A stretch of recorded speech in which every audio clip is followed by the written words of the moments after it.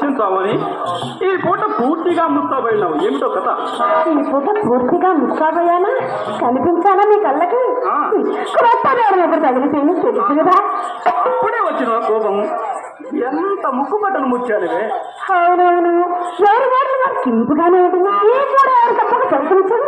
నమ్మకంగా చెప్పి వెళ్ళిపోయినట్టు నా అమ్మ నోరు కట్టేప్పుడు కదా అని మహాదానంతో ముస్తాబై కూర్చున్నట్టుకు కలిగిన పని.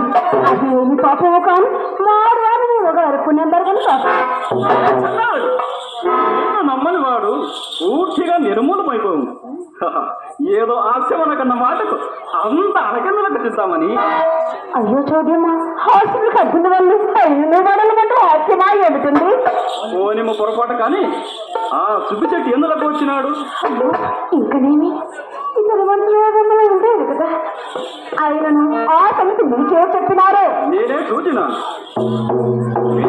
వచ్చినచో మీ అమ్మ కంటపడవలసి వచ్చునని కరెంటు గుమ్మం కడకు వచ్చేసరికి సఠానాతో పడక వేసుకొని పఠాన బయటకు వచ్చినాడు. ఆ పాట నన్ను చూసి అతన్ని చూసి నేను తెల్లబోయింది. అక్కడ అతనికి అనుమానం కలుపుకున్నట్టు కోడియమ్మలాడుతూ కొంత దూరం వెంట వెళ్ళి తాగినాడు. అతన్ని రాక విడిచిపెట్టాడన్నా కైలలో శుద్ధి చెట్టు కోవిడి బిడ్డ సాధారణ కోసిలేమీ చెప్పరు. ఈతడు ఏమి చెప్పను తెలియనప్పుడు మరి నేనేమి చెప్పను చిక్కేటప్పుడు ఇదిగో ఇది వెళ్ళాలి తెలిసేటప్పుడు వెళ్ళడి చేయగట్టములు ఈ ప్రయత్నకు చూసదా ఏమండి ఎందుకు ఎదురు శుద్ధి చెట్టుగారైనా అతన్ని అడకపోతురా అడిగాను చింతామని మేళం కావాల్సి వచ్చినా అని చెప్పినాడు. చెప్పాను కదా మరి మీ సందేహం ఏంటో సందేహమా చెప్పిన కోపగించుకోను కోపం దొరకండి నా ఇంట్లో దోషం ఉంది కదా. అది మాట ఇదిగో ఇప్పుడు చెప్పేది చెప్పండి.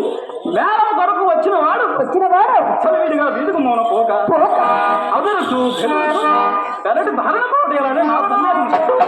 అదిగో మనం చిత్తిస్తున్నావు అప్పుడే వచ్చింది కోపం. అట్లే నేను మరి నా సంగతి కూడా అతన్ని అడకపోతురా అని అడిగినా వెర్రి మగమా నీ మాట వేదముగా నేనెప్పుడు నమ్మలేదు. నీవు నా తోడ నలు సంతైన అబద్ధపడవనే కదా నా నమ్మకం. నీ తోడనే కాదండి నేను ఎవరి తోడని అబద్ధపడను. చింత అన్నికలు ఒప్పుకోవాల్సింది కాదని చిన్న పెద్దలు ఫ్యాన్ కూడా కారణమే కదండి. సందేహమే ఎవరి మాట